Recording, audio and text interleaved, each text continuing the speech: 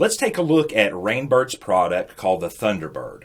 This is the older version. They actually had a second version of this, which had a smaller body and a larger shaft, more like the versions of rotors that we see now. But this was their early version of the Thunderbird.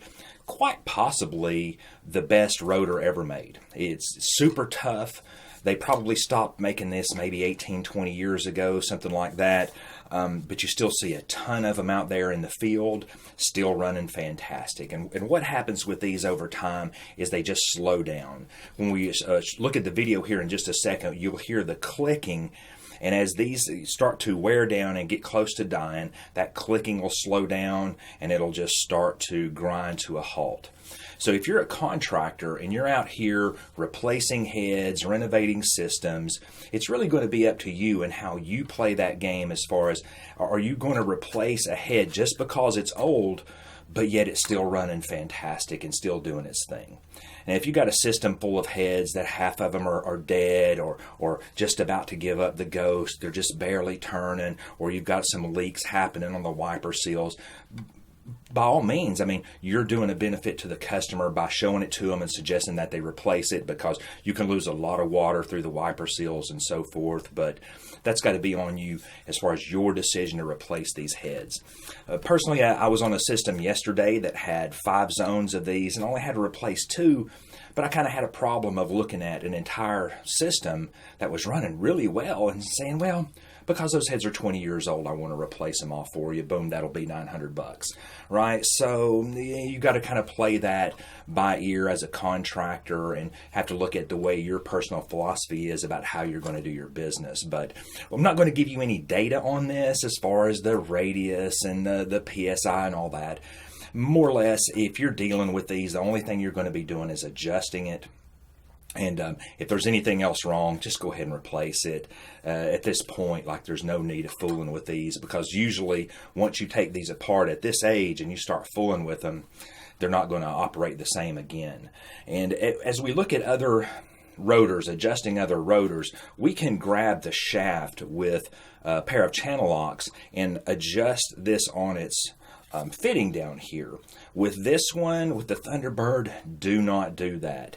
If you're going to have to adjust the left limit, then you really need to dig up about the top 3 inches and get a hold of the body here with your channel locks and make that adjustment on the left. We'll see it in the video, but if you put those channel locks on the shaft and attempt to make an adjustment on it, boom, you've killed the head. Maybe they could have taken it years ago, but now it's just not possible to adjust them like that, so you're going to have to dig it up. But let's go ahead and take a look at this adjustment video, and then we'll maybe say a few words at the end. And of course, you hear the sound here, pretty distinctive.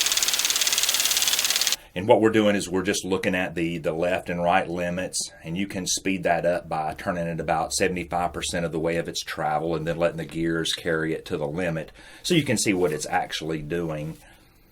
So on this particular head, the left limit is set, and we're going to need to adjust that left by putting a pair of channel locks down on the body like we just talked about.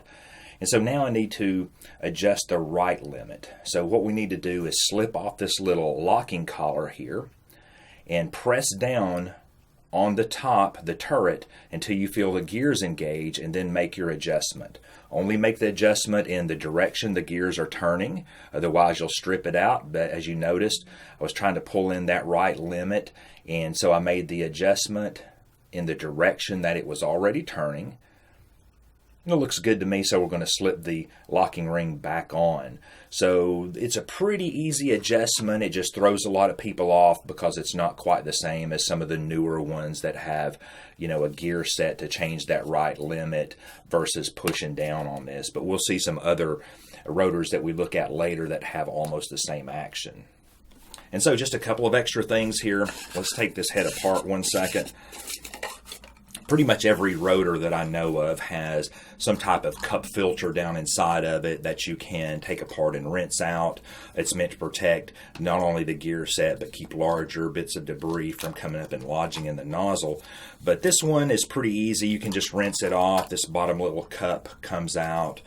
So you can put that back on there, but just let me show you something. When you're putting it back together, there's a little groove right here on the side that matches up with a raised lip that goes down inside the canister. So you've just got to line that up and then slip it down on there, and you're good to go.